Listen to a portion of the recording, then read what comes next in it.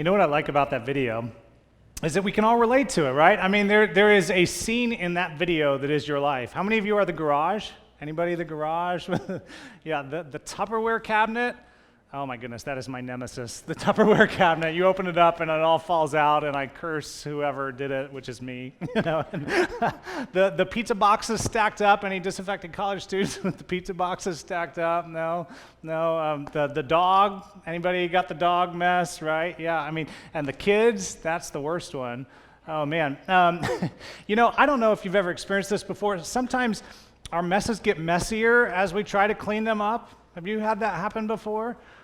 We had, I feel like it's with the kids, actually. And so on vacation, we had several instances where we decided foolishly to pack Cheetos on our vacation. And Cheetos are covered in radioactive dust that gets everywhere. And I mean, this orange stuff that gets all over you. And so Noelle, our middle child, loves Cheetos. I mean, and whenever, you've got the option of the 5 different flavors of Cheetos, I want the Cheetos.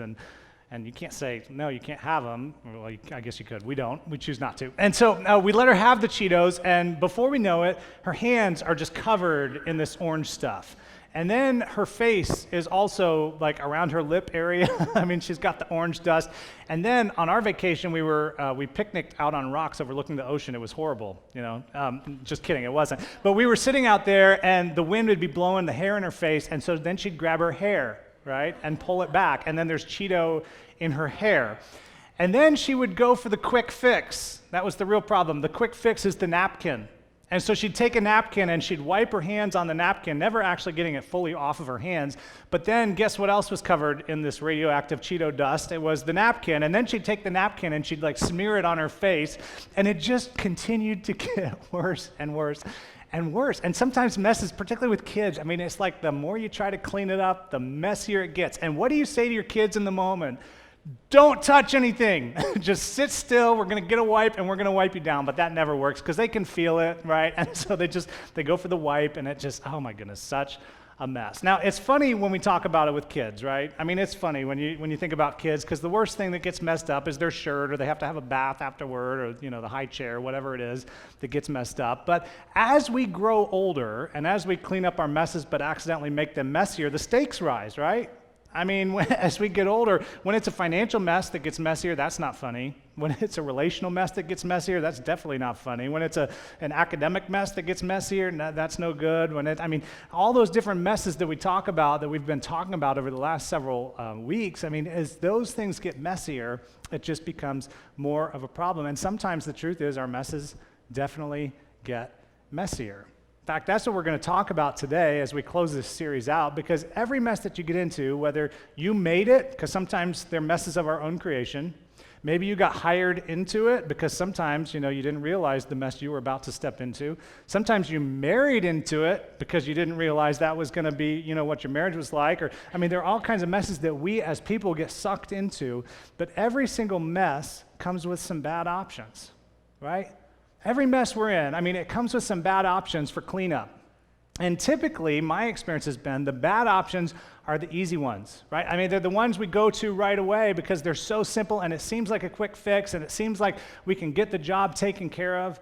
But the truth is, those easy options, that the shortcuts tend to not be so short. And though it may clean up our mess for the moment, the truth is it ends up leaving us often with a bigger mess. And it doesn't matter if you're a church person. It doesn't matter if you're a non-church person. This could be your first time in church, and somebody dragged you here and you just decided to show up. And it's just true for all of us. It's just kind of this universal human truth that the easy way out isn't always and often isn't the best way out. Like a financial mess, right? Sometimes people are caught in a financial mess, and then in the mail there comes an envelope. It says, you are pre-approved.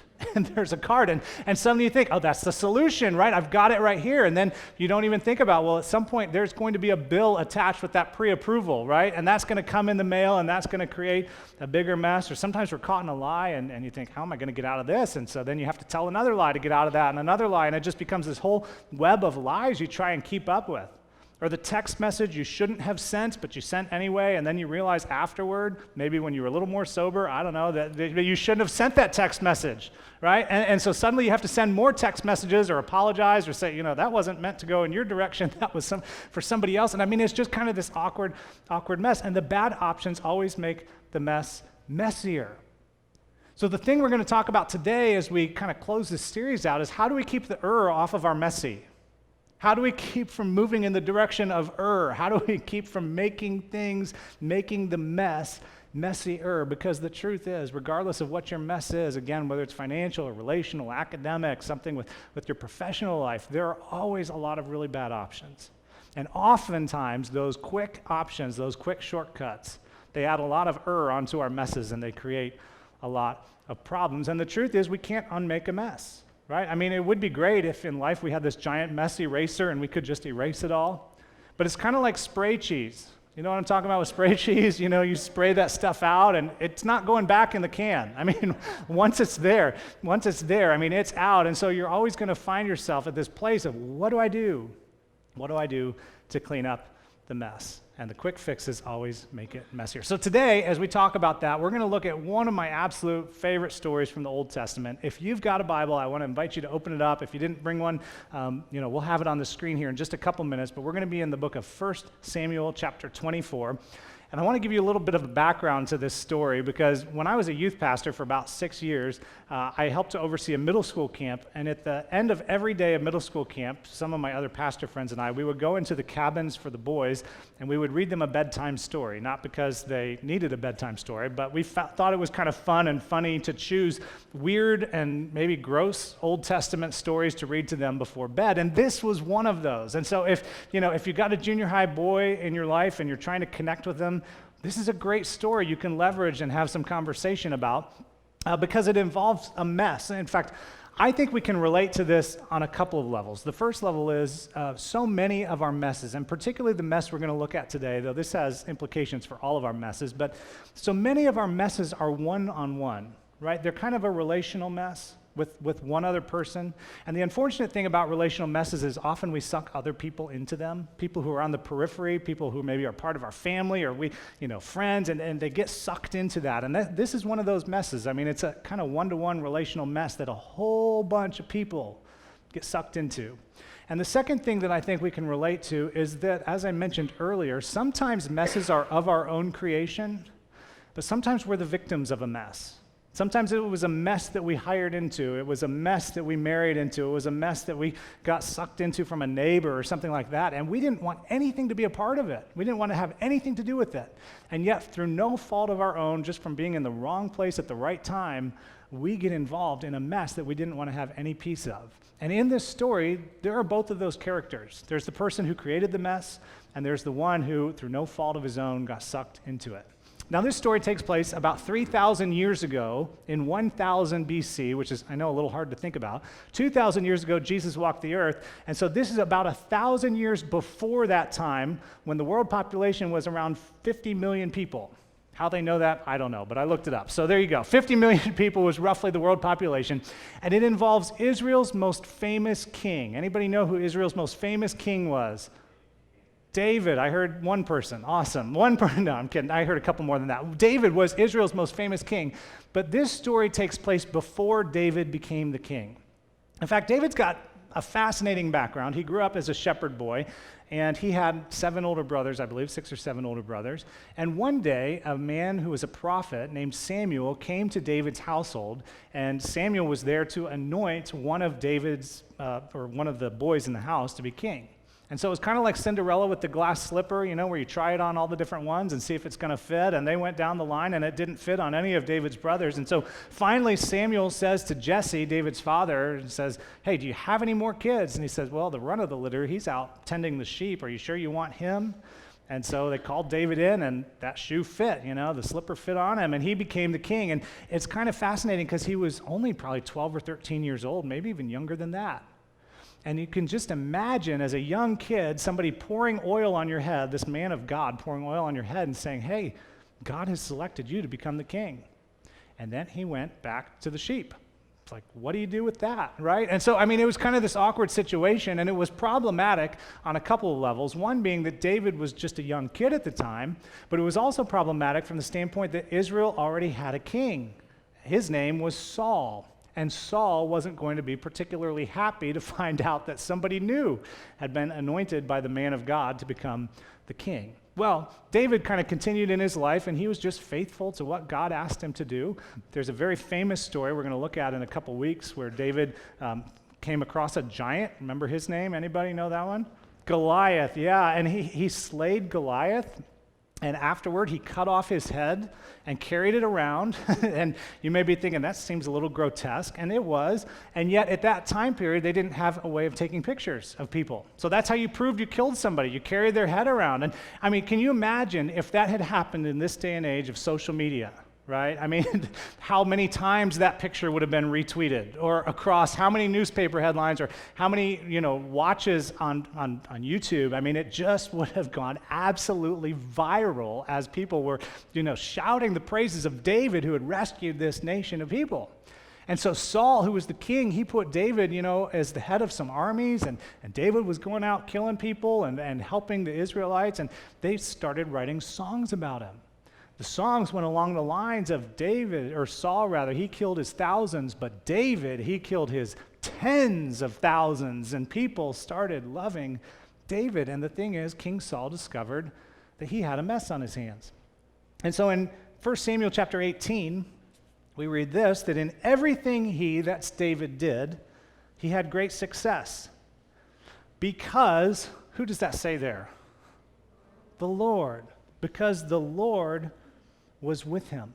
God was with him. He followed in everything that God led him to do. And so he became very king-like. As he led armies into battle, as they had victory, people began looking at him as if he were the king. And so as a result, the real king, Saul, or the other king, I guess, they were both real kings, Saul, he began feeling threatened. He began feeling insecure.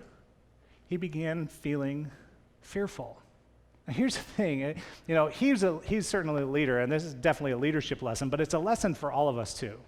Anytime you begin feeling threatened and fearful and insecure, it is a good recipe for disaster. It is a good recipe for making a bigger mess. And that's exactly what Saul was going to do. Verse 15, we read, when Saul saw how successful he was afraid of him. But all Israel and Judah loved David because he led them in their campaigns. See, David led them, and so they looked at him as their leader, right? I mean, that's what you do. When somebody's leading you, you look at them as their leader, as your leader. And Saul became very threatened, and he had to figure out, what do I do with a problem like David? And so he came up with a solution, and the solution was, I'll marry him off to one of my daughters, because you can keep your enemies closer than you keep your friends, right? Keep your friends close, keep your enemies closer. And what closer place is there to be than the king's son-in-law? And as the son-in-law, he'd have to lead all kinds of military efforts, and that would put him in dangerous way, and hopefully he would lose his life, and everything would be taken care of, and it would be kind of a clean mess, and Saul wouldn't have to do anything about it. He'd just send David off to battle, and David would be dead. The problem was, David didn't feel worthy to be the king's son-in-law. And so when given the opportunity, David said, I'm not from a very good family. I'm nobody famous. You probably don't want me. And as a result, people began looking at David as if he were greater and greater. Verse 18, but David said to Saul, who am I, and what is my family or my clan in Israel that I should become the king's son-in-law? And it just made the problem worse and worse and worse for Saul. So Saul had a daughter, because he wasn't quick to give up, and her name was Michal. And Michal was interested in David. She had interest in him, and so Saul decided to try one more time to marry his daughter to David. And this time, David responded kind of with a similar response, and Saul sent back word, because he thought there was maybe some interest in this relationship. He said, look, I realize the bride price, the typical bride price of sheep or goats or whatever it was, is too expensive for you and your family. So here's the only thing I'm going to ask. 100 dead Philistines. And the way that Saul would know those were dead is fascinating, and I won't tell you, so you can look it up on your own in 1 Samuel chapter 18 and, not necessarily G-rated. Anyway, and so David decided, hey, I can kill 100 Philistines, and he took him up on that, and he had this band of mighty men that went with him, and David and his mighty men, they didn't kill 100 Philistines, they killed 200 Philistines, and they brought back the evidence with them to show that they had killed 200 Philistines. And you can just imagine how overwhelming this began to be for Saul, who was threatened and insecure and afraid of what was going to happen to him. Verse 28, when Saul realized that the Lord was with David and that his daughter Michal loved David, Saul became still more afraid of him, and he remained his enemy the rest of his days. And it made the mess messier, and it caused Saul to go absolutely stark raving mad. And it was a big mess. But here's what's fascinating with this. What's fascinating is that David had a mess on his hands too. And David's mess wasn't necessarily a mess of his own creation, unless his own creation was doing the right thing and trying to be a person of integrity and trying to honor God and please God in the way that he went about living his life. He wasn't trying to build a name for himself by slaying Goliath. He was trying to honor God. He was trying to protect the country.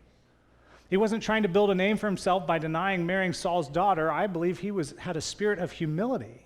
And so no matter what David did, as much as David tried to appear as though he weren't trying to take the throne from Saul, it just made the situation worse. Now, some of us, we can relate to that, can't we? And we can relate to that situation that we got ourselves into, not because of anything we did, but because we were doing the right thing. We were doing the honorable thing. And yet somehow we're stuck in the midst of this mess trying to figure out what to do. It's exactly where David found himself. And things continued to get worse. In fact, there was one point in time where David was in the palace and he was playing his lyre to help remove the evil spirits from Saul's mindset or whatnot. And suddenly a spear was thrown at him. And he realized that it was Saul who threw the spear, and he evaded 2 different spears. Now, imagine, some of you have bad relationships with your father-in-law. But my guess is your father-in-law has never tried to kill you, right? I mean, he's not sitting there at the Thanksgiving meal with a spear next to him, ready to impale you if you say the wrong thing. And yet that's what David was going through. And so he kind of made this decision of, I've got to get out of here or it's going to absolutely cost me my life. And so David, he fled out into the wilderness and he became an outlaw. And he had about 400 men and women who traveled with him, and they were, running for their lives. That was his future. He ran for his life, and people followed him, people who also had disagreements with Saul, people who couldn't please Saul, because as I said, Saul was absolutely crazy. But Saul wasn't going to be stopped. And he kept pursuing David. I mean, it was just kind of ridiculous. And even at the expense of his own people, Saul would put all of his efforts and all of his military efforts into pursuing one man who wasn't even trying to do anything to him. And so there was a point in time where Saul and his army, they were closing in on David. They were getting really close. But then word came to Saul that the Philistine army had begun attacking their countryside because Saul wasn't doing his job of being a king. He was out, feeling threatened. And so as a result, he had to abandon the pursuit. He had to go take care of this Philistine mess. But then that's where we pick up the story. So I know that was a lot of pre-story, but it's all kind of important. And so we'll pick up the real story, the actual piece of the story we want to look at today. 1 Samuel chapter 24, verse 1. We read, after Saul returned from pursuing the Philistines, he was told David is in the desert of En-Gedi. Now keep in mind, his men have been in battle. They've been extended. They're exhausted. They've seen bloodshed. They've helped with bloodshed. They're probably just absolutely worn out. And Saul gets word, hey, Saul, we've got a report. We know where David is. We need to go get him. And so Saul, he kind of gets all upset about that. Saul took 3,000 able-bodied young men. Think about this, 3,000 young men to pursue one from all Israel, and they set out to look for David and his men near the crags of the wild goats. That's an interesting place, and let me tell you a little bit about the crags of the wild goats because it was an oasis. This area was near the Dead Sea. The Dead Sea is full of salt, and lots of the surrounding areas then were saltwater areas, and so there wasn't a freshwater place to go. And so David and his men, they were camped out in the desert of En-Gedi, and particularly this crag of the wild goats was there, and there were also caves in the hillside. In fact, we got a couple pictures. Let me ask Matthew to stick that up there. Yeah, so there's a waterfall. I mean, it's kind of this beautiful oasis. Go ahead, do the next one where the goats would drink. And then up on the hillsides, there were these caves. And the caves, you can kind of get the impression that as David and his men were kind of, sitting around a campfire and they get word that Saul is coming after them, how they learned, I don't know, but they kind of throw water on the fire. You can imagine it smoldering as David and his men retreat to these caves to try and hide because Saul is on a rampage and he's coming after them. So verse 3, we read, he, that Saul, came to the sheep pens along the way, and a cave was there, and Saul went in to relieve himself. That's the part that the junior high boys really like. This is one of the only times in Scripture you read about going to the bathroom. But that's exactly what happened. Now imagine, right? He's got 3,000 people, and they're in this parade. They're looking for David, and suddenly Saul gets the urge to use the facilities, except they don't have facilities back then. And so everybody kind of turns the other direction and pretends they don't know what's going on. And Saul, he climbs up the rocks up into one of those caves, and he goes in there to do the thing that he needs to do. And it's at that point in time that something really fascinating happens. That he happens to enter into the same cave where David and his men were. In fact, we read this, David and his men were far back in the cave. Irony of ironies. Now, what are the chances of this? 1 in 100? 1 in a million? What are the chances? This is like that moment in time where your enemy is brought before you. Just set there right before you, and you can have your way. You can do whatever you want. It's like the stars are aligned. It's like God ordained this moment for David to fulfill the promises that David would one day be king. And this was his time. And who knows how many countless nights they had around the campfires, talking about the one day David would be the king, when they would no longer have to be on the run, when they'd no longer have to be sleeping on rocks at night. They could be back home with their families. Who knows how long they were waiting for the moment in time where this problem of Saul would be taken care of. And so here it was. And the men said, this is the day the Lord spoke of when he said to you, I will give your enemy into your hands for you to deal with as you wish. In other words, David, this is your time. This is your time. This is the opportunity for you to seize. This is the moment you have been waiting for. This is the moment we have been dreaming about and talking about and praying for. And it is right here, right now. You just need to seize it.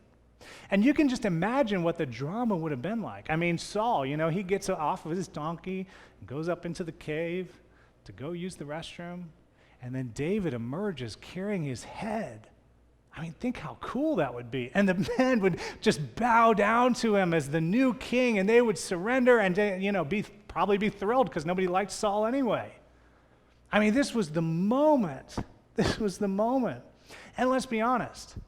If the shoe were on the other foot, right? If David were the one who were disrobed and unarmed and using the restroom, and Saul were back there in the cave, what would he do? He'd take the opportunity, wouldn't he? He would use it. He would leverage it. And that would be an interesting end to the story if David had done that. It'd be a very interesting end, but that's not how it ended. But the truth is, for some of us, that's how we address our mess. We do tit for tat. We do eye for eye. We feel justified. Because I wouldn't have been in this situation if he hadn't dragged me into it, if she hadn't dragged me into it, if they hadn't dragged me, if I hadn't married, if I hadn't, whatever. We can come up with all kinds of excuses and all kinds of reasons of why I never wanted to be here in the first place, and so I shouldn't even have to choose between bad options, and so I'm just going to choose the least bad of all the bad options, and I'm going to make my decision, and I feel totally justified in it because that's what everyone else would do if they were in my shoes anyway, and that's what they would have done to me. But the truth is, shortcuts come up short. And shortcuts never lead us in the direction that we think we're going to be led in. And, doing tit for tat or, pushing against other people because they push against us, that never solves things the way we think it's going to solve them. It just makes our messes messier. And do you know why? Because at the root of most of our messes is a breakdown in virtue. You know what virtue is? It's that thing we were kind of talking a little bit about earlier. It's honesty. It's integrity.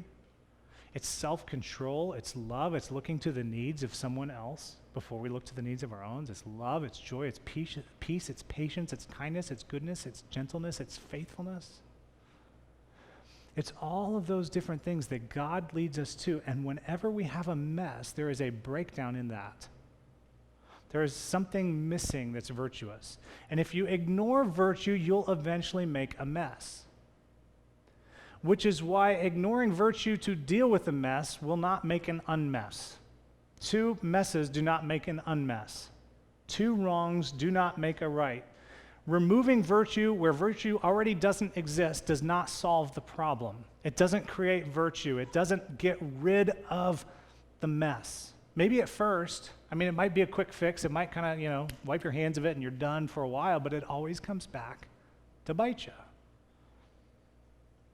And yet we convince ourselves that it's the right thing to do. We convince ourselves, to tell a lie and let them not know where we were, or cover up where we were, what we were doing, or we convince ourselves to get the credit card or to, do the thing that somehow it's justified, and yet it never resolves the issue. And that's the point where David was. Because he's thinking to himself, all right, here's the solution. It'd be quick and easy, just a quick yank to his head, a slit from his throat, and he'd be dead.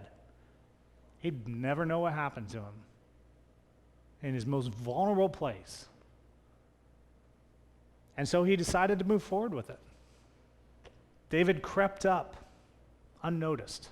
Now, this is something that he was trained for. Anybody who's killed 200 people in a day has thought about how they're going to kill someone, right? He knew. He had pre-thought about this. And yet I think in those moments, those incredibly important moments before we make that decision, the decision that tells us, one, who we believe God is, and two, what we are going to be about and what our lives are going to be about, I think something very important dawned on David. I think David began to realize that he was about to make a decision that would go with him and follow him for the rest of his life. Think about it. Years later when he has grandkids, granddad, grandpa, tell us how you became a king. Well, boys, let me tell you, it was exciting. We were hiding back in a cave, and your great-grandfather, he was doing his business, and I just reached back, pulled his hair, slit his throat, and it was done. And then I emerged as king. And they'd say, oh, Grandpa, you're so brave. We wish we could be like you. What would David tell his wife, right? When he goes back and when he explains to his wife, hey, honey, we were in a cave and it was really dark and I don't know how it happened, but somehow your dad is dead and I'm really sorry. What do you tell your wife about killing her father? How do you explain that? See, I think David realized we think we're so justified, and he would have been justified. But would it have been virtuous? Absolutely not. Absolutely not. And so he realized what was about to happen, and he made a different decision. David crept up unnoticed and cut off a corner of Saul's robe. And even that, he felt guilty because of that, because afterward, David was conscience-stricken for having cut off a corner of his robe because that was considered an attack on the king. So he said to his men, the Lord forbid that I should do such a thing to my master, the Lord's anointed, or lay my hand on him, for he is anointed of the Lord. In other words, what David said is, look, Saul was anointed to be king by Samuel just as I was, and who am I to end the life of the Lord's anointed? Who am I to end his life and to take that job? And so I think, based on what we're about to read next, I think his men were listening to him and saying, David, you're crazy. You are absolutely crazy. You have one opportunity, and it is yours, and you need to take it. But David wouldn't even allow them to do it because they're thinking, we'll do it if you won't. Verse 7, with these words, David sharply rebuked his men and did not allow them to attack Saul, and Saul left the cave and went his way. And so as the story goes, Saul finishes doing whatever it was that you did back then, and then he called it, and then he leaves the cave and he goes down to mount his donkey, and he's probably squinting from being in that dark light and out in the bright desert sun where his men were baking for however long he was taking. And so David, you can just imagine he's getting ready to mount his donkey, and David emerges from the cave, and I don't know exactly what he said. It may have been along the lines of, "You, Saul, hey, everybody over here." And in that moment, Saul probably turned around and said, "Is that who I think it is? I can't even quite see." And the commander of his army probably said, "Yes, sir, that is your son-in-law, David." And at that moment in time, every single person of the 3,000 knew what had happened. And they also knew what hadn't happened, but what could have happened. And it only made David look better and better and better. And David, he had the opportunity to speak to Saul. Here's a piece of what he said. He said, "This day you have seen with your own eyes how the Lord delivered you into my hands in the cave. God brought you to me. Some urged me to kill you, but I spared you. I said, I will not lay my hand on my Lord, because he is the Lord's anointed." Now, in making this statement, he completely embarrasses Saul, who would have obviously laid his hand on David. He completely embarrasses the commander of Saul's bodyguard, whose responsibility was to protect Saul, but obviously didn't because he was in this vulnerable position and nearly lost his life. He goes on, he says, "See, my father, look at this piece of your robe in my hand. I cut off the corner of your robe, but did not kill you. See that there is nothing in my hand to indicate that I am guilty of wrongdoing or rebellion. I have not wronged you, but you are hunting me down to take my life. I have done nothing. I haven't tried to do anything to hurt you, and yet you continue to hurt me." And then he said something that was so important. Don't miss this. He said, "May the Lord judge between you and me, and may the Lord avenge the wrongs you have done to me, but my hand will not touch you." In other words, I'm choosing virtue over hurt you. I am choosing virtue over hurt you. I am not going to lay a hand on you because I know that is not what God wants from me. You've taken the low road. I'm going to continue to take the high road. I'm going to continue to do what is right, even though I would be justified in doing what's wrong. And what could Saul do in those moments? He couldn't go after David. David had just absolutely humiliated him. And Saul, actually, if you read later his speech, he talks about, "David, I realize that you are the one who's going to follow me in the role of king. Would you be kind to my family?" Then he tucks his tail between his legs and he marches back to Jerusalem. And in about 7 chapters after this, a random arrow hits Saul in the middle of battle, and he dies. And David becomes the next king of the nation of Israel. And he didn't have to take matters into his own hands. He didn't have to remove virtue from his life and pleasing and honoring God with the way that he lived. He simply needed to be patient. And rather than making a messy mess messier, he chose to do the virtuous thing, the right thing. See, here's the big idea of this. If you don't get anything else, I hope you will walk away thinking about this. Every mess comes prepackaged with some bad options. And if you choose the bad option, you are only going to make your mess messier. You're just going to make it worse. See, the older I get, and those of you, some of you are older than me, you know this, as young people, we don't think in these terms, so pay attention and think about this. At some point in time, every piece of your life will be reduced down to a sentence. At some point in time, it will all be a sentence. The messes that you find yourself living in, if you're in the midst of a divorce, and it is a mess, and it is stressful, and it's difficult, and it is emotional and painful, in 5 years, you're going to tell a story about that, and that story will be 5 years ago, I was divorced. If you're in a financial situation, a financial mess, and it's emotional, it is heart-wrenching, and it is difficult, 7 years from now, we had to file bankruptcy 7 years ago. Or 3 years ago, I had an issue with the law, or 8 years ago, there was some infidelity in our relationship. Whatever it is, it gets reduced down into a sentence. And so the real story isn't the mess. Do you know what the real story is? It's how you address the mess. It's what you do in response to the messes that you find yourself in the moment. For years, I was a pastor of students. 6 years, I worked with teenagers. And as you can imagine, because we've all been teenagers, unless you're not yet a teenager, there are messes with teenagers. How many of you teenagers made a mess, right? I mean, all of us could raise our hands to that when we were teenagers. I mean, we all make a mess. And so as a result, you've got issues with parents. Kids have messes with their parents, messes with alcohol, messes with their boyfriend or girlfriend, messes morally, whatever it was. And then inevitably, I would have the opportunity to meet with them because their parents would think something was broken and they thought I could fix it. And so they'd send their kids my way, and you could see the looks in their faces because they would be so stressed out. And I think they were going to expect me to be like, I can't believe you did X, I can't believe you, and just point my finger and condemn. And I always surprised them because you know what I would say to them? Because you can't unmess your mess. You can't erase it. What's done is done.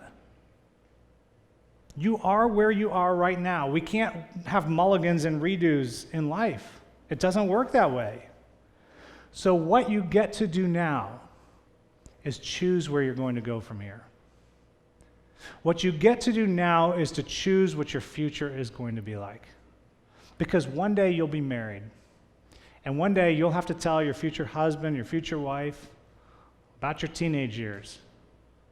And you can tell them the story, I messed up in this way and I just decided, to heck with it, all was lost anyway. I might as well just keep doing that. And then I have all these scars to bear because of it.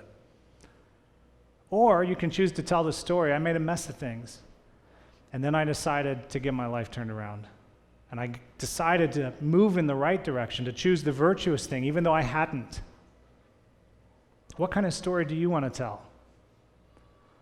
What do you want your future story to be? Do you want to have to make up lies and be a hypocrite and make up all kinds of excuses and pretend what happened didn't happen? Or do you want to be able to be honest? When you think about your kids, when you think about your grandkids, what story do you hope you're able to tell? See, the thing for me that I hope for you is that you choose to address your mess with the virtuous thing. To not make decisions that'll make you a liar for life or make you want to be a hypocrite for life. And not just justify your actions because of your upbringing, because of the family that you lived in, because of the way your siblings treated you or the way your parents treated you. And those are all very legitimate. I'm not saying they're not legitimate. But right now, in this moment forward, you get to choose. And the great thing for us who are followers of Jesus, and if you're not a follower of Jesus, this is why I think you should become one and consider becoming one, is because Jesus used two words whenever he stepped into the mess, which was the entire world, because we're all a mess. We've all been there. We're all in the midst of it, or we're about to step in and we don't realize it. He used two words, and those two words were follow me. Follow me. Follow me, and I will lead you out of the mess that you find yourself in right now. And it's not an overnight solution. It doesn't happen. There aren't unicorns and ponies suddenly, and everything's wonderful. I mean, it takes time, and it takes moving in the direction of God. But the gift that Jesus gives to us is something called the Holy Spirit that comes and lives inside of us to guide us and direct us and to move us toward the virtuous thing, toward those things of love, joy, peace, patience, kindness, goodness, faithfulness, gentleness, and self-control, and moving toward the direction of loving other people even when other people don't love us back. Even when other people got us into the mess that we're in that we didn't want to be in the first place, even when we're justified in treating them in a way that is lacking in virtue. And people look at you and say, how can you choose virtue over virtue? And you just say, Jesus led me in that direction. And the thing that's been true for me, and my guess is it's been true for all of you who have chosen to follow Jesus, is that I don't ever look at a thing that God has led me to and say, I regret that. I need to tell a secret about it. I need to hide that, and I'm ashamed of it, because he never leads us in that direction, which is why he says, follow me. And before you realize it, you'll discover that you have led yourself, and you have followed Jesus, rather, out of a mess. And here's the beautiful thing about the church. If you're new to church, you just need to know this. The beautiful thing about the church is we're all a mess. Myself included, pastors included, we all are a mess. We've just decided to follow Jesus out. And we've experienced the joy of moving out of the mess. And because of that, he's prepared us to help others move out of the mess too, because we've learned how to address the mess in a way that's pleasing to him and with his strength and with his power. And so the opportunity for us is to help others out of the mess as well, but it will never come by choosing the virtueless thing. So one of the most important things you could do is you learn how to address the mess is to think about, what story do I want to be able to tell someday? What story do I want to look back on? What do I want to be able to tell my kids or my grandkids? When I stand before God someday, do I want to be able to say, I followed Jesus out of my mess, and I am so very thankful? That is how you address the mess. And it's in that place you discover that there is a great big God who loves us so much that he stepped into the mess so that he could help lead us out. Let me pray for us. God, I just thank you. I thank you for the fact that this story has been preserved for 3,000 years. I thank you for David's character and the virtue that he showed. When he was completely justified in doing the wrong thing, when he was completely justified in taking Saul's life, he chose to do the right thing. And the truth is, God, so many of us, some of us in the room, we're in a mess right now. It's not even a mess we created on our own, and yet we find ourselves having to decide how we're going to address it. I pray for each one of us that we would be able to address the mess in a way that is full of virtue, in a way that shows that we want to follow you, that you would lead us in the way we need to address that mess. God, thank you for the privilege of drawing near to you. Thank you for being willing to step into the mess with us. Father, I ask that you would give each one of us the wisdom to know how we need to respond to what we've heard today. And then, Father, give us the courage to do it, that you would be honored and glorified. We pray in Jesus' name. Amen.